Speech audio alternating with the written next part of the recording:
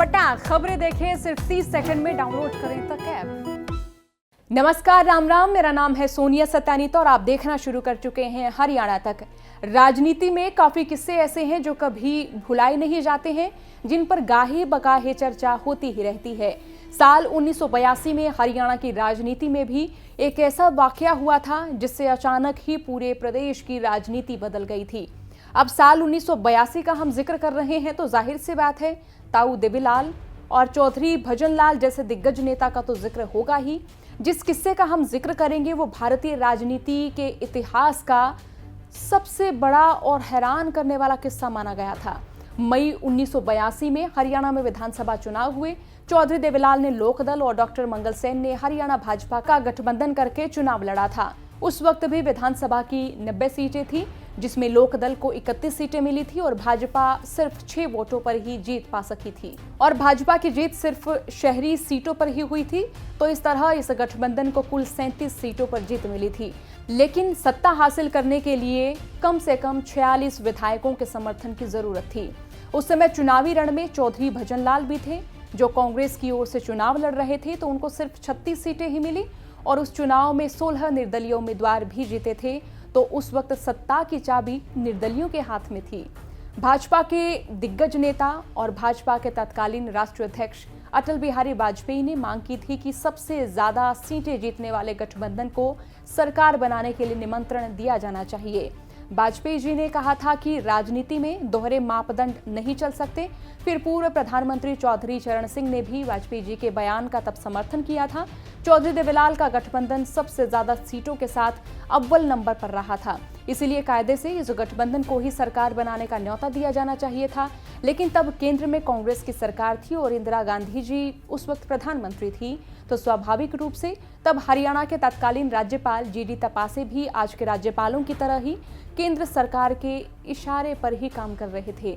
GD Tapase ने चौधरी देवीलाल को विधायकों का समर्थन पेश करने का निर्देश दिया। चौधरी देवीलाल ने लोकदल और भाजपा के 37 विधायकों के अलावा 8 निर्दलीय विधायकों का भी समर्थन पत्र राज्यपाल को सौंपा। उस दिन शनिवार था और सोमवार को जीडी तपासे ने उनके सामने विधायकों की परेड कराने का निर्णय सुनाया और ये कहा कि अगर बहुमत साबित कर देंगे तो उसी दिन उन्हें मुख्यमंत्री पद की शपथ दिला दी जाएगी। चौधरी देवीलाल खुशी खुशी राजभवन से लौट आए और सोमवार की परेड की तैयारियों में लग गए। लेकिन एक नाटकीय घटनाक्रम में राज्यपाल जीडी तपासे ने बिना बहुमत की औपचारिक जांच किए ही रविवार को ही नई दिल्ली के हरियाणा भवन में आनन फानन में चौधरी भजनलाल को मुख्यमंत्री पद की शपथ दिलवा दी। चौधरी देवीलाल और उनके समर्थक राज्यपाल के न्योते का इंतजार ही करते रह गए और कुर्सी भजनलाल ले उड़े। बताया जाता है कि इंदिरा गांधी ने राज्यपाल जीडी तपासे को फोन करके ये कहा था कि किसी भी हाल में भजनलाल को ही मुख्यमंत्री बनाना है और फिर बेचारे तपासे क्या करते।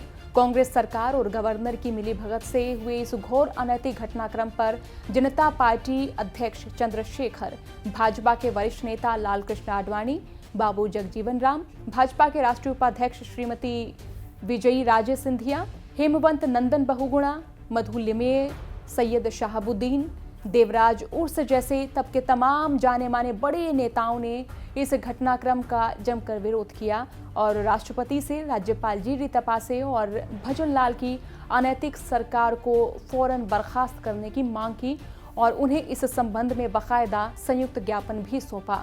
लेकिन केंद्र सरकार ने इनके विरोध को अनसुना कर दिया। खुद भजनलाल ने तब प्रेस के सामने ये स्वीकार किया था कि उन्हें महज 42 विधायकों का ही समर्थन हासिल था, लेकिन एक बार शपथ लेते ही निर्दलियों में उन्हें समर्थन देने की होड़ लग गई थी और अंततः उन्हें 55 विधायकों का समर्थन हासिल हो गया था। अगर देवीलाल को पहले शपथ दिला दी गई होती तो उन्हें भी तमाम निर्दलीय विधायकों का समर्थन हासिल होते देर नहीं लगती।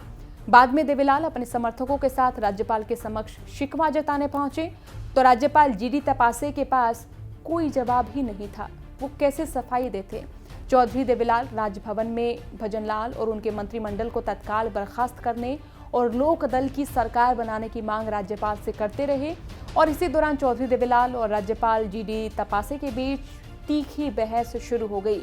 इस दौरान गुस्साए देवीलाल ने तपासे की ठुड्डी पकड़ी और खरी खोटी उन्हें सुनाने लगे। इससे नाराज राज्यपाल ने हाथ झटका तो गुस्साए चौधरी देवीलाल ने उनके गाल पर जोरदार तमाचा जड़ दिया। इस थप्पड़ की गूंज पूरे देश के साथ राजधानी दिल्ली में भी सुनाई दी थी। राजनेताओं ने इसकी आलोचना भी की और बताते हैं कि राज्यपाल के गार्ड तुरंत उन्हें वहां से सुरक्षित निकाल ले गए थे, नहीं तो हालात और भी ज्यादा खराब हो सकते थे।